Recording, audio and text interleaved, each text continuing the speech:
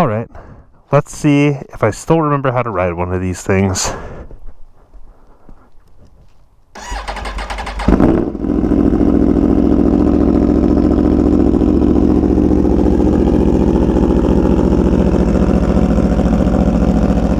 Hi, I'm Chad, and welcome to what I think is my first conventional moto vlog of 2023. So it's been a long time since I've ridden a motorcycle on the street. I'm pretty sure this is the first time I've ridden my Tuono this year, believe it or not. So that's kind of wild.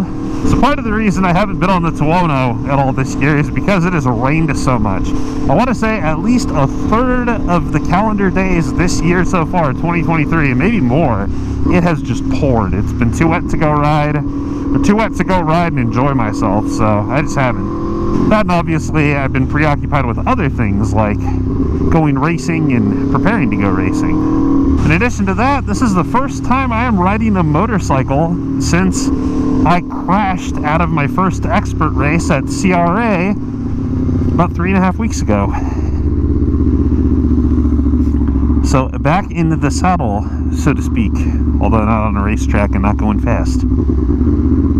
I don't want to ride in the dirt. Am I going to go in the dirt? I guess I'm going in the dirt. Here we go. Yep, this is exactly where you want to be riding your Tuono. In the dirt. In the rocks. Boop. This is not a dirt bike.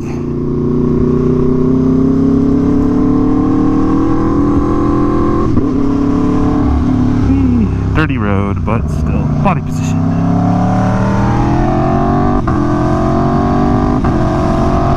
Oh, such speed, much motorcycle. Wow. So yeah, first time back on a motorcycle since I crashed, and I crashed pretty hard. I have not been in a condition where I felt comfortable riding a motorcycle since, and to be totally honest with you, I'm kind of questioning my decision right now.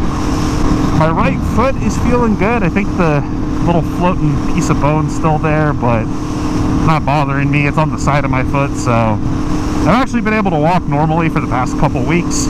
I was only having a little bit of trouble just after the crash for maybe that first week and a half or so, but foot's been good.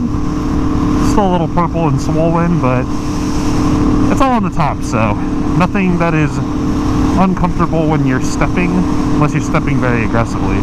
But my left hand, my thumb, is still kind of swollen and weak, which makes it a little hard to grab the clutch lever, as I have noticed. It's getting a little bit better now that I've done it a few times, but those first couple grabs and pulling out of my driveway are pretty difficult.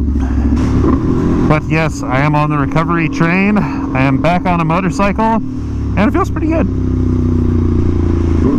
I feel a lot better once my thumb's all better, but in the meantime, just feels nice to be back on two wheels.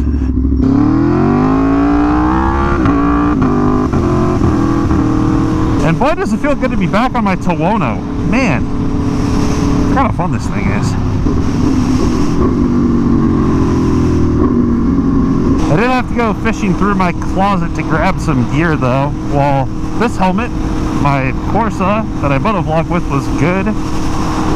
My gloves were trashed, as well as my boots, so these are my summer gloves, and my hands are pretty chilly right now because it's like 55 degrees, maybe 50 degrees, somewhere in between those two, I think.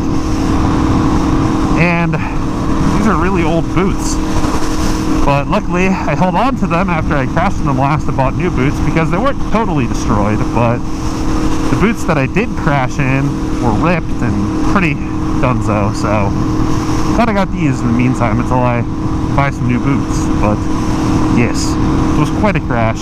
The rest of my body's good though, and I gotta say, I am super grateful that I was wearing excellent safety gear, and I got up and walked away from that, didn't even have a concussion despite going headfirst into the ground. Very, very, very lucky and very, very grateful. So what's the latest on the bike? I don't think I've received any news since I shared news last week when I posted the whole video recapping the race and my crash and debriefing on the weekend. David and Jimmy at Lap Motorsports got the engine running, so that's awesome. and they stripped the bike. It is just chassis, wheels, suspension, and engine, and it is at Dr. John's right now, and we'll eventually get checked for straightness, and we will straighten and repair things that we can, and hopefully we'll be able to reuse the majority of the motorcycle and not have to replace too many components. Let's duck into virtual reality real quick and see if we can still do wheelies. This might hurt.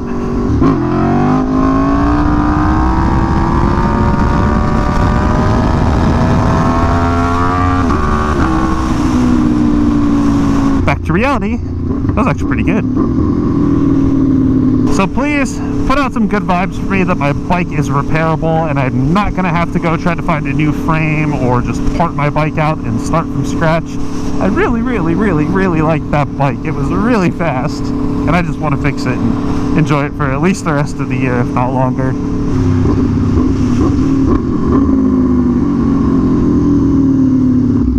Airplane. V-cool, V-cool.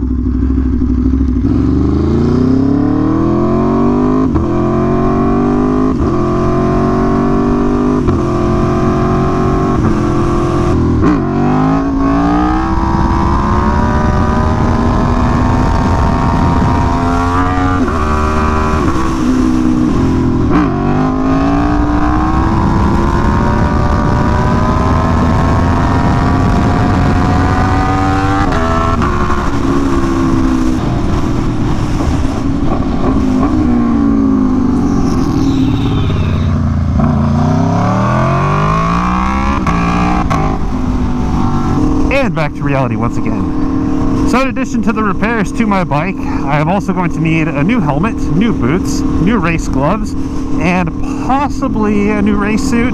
It at least needs to be repaired. It has a hole in it and it's really scuffed up and the airbag went off, so needs some attention at the very least.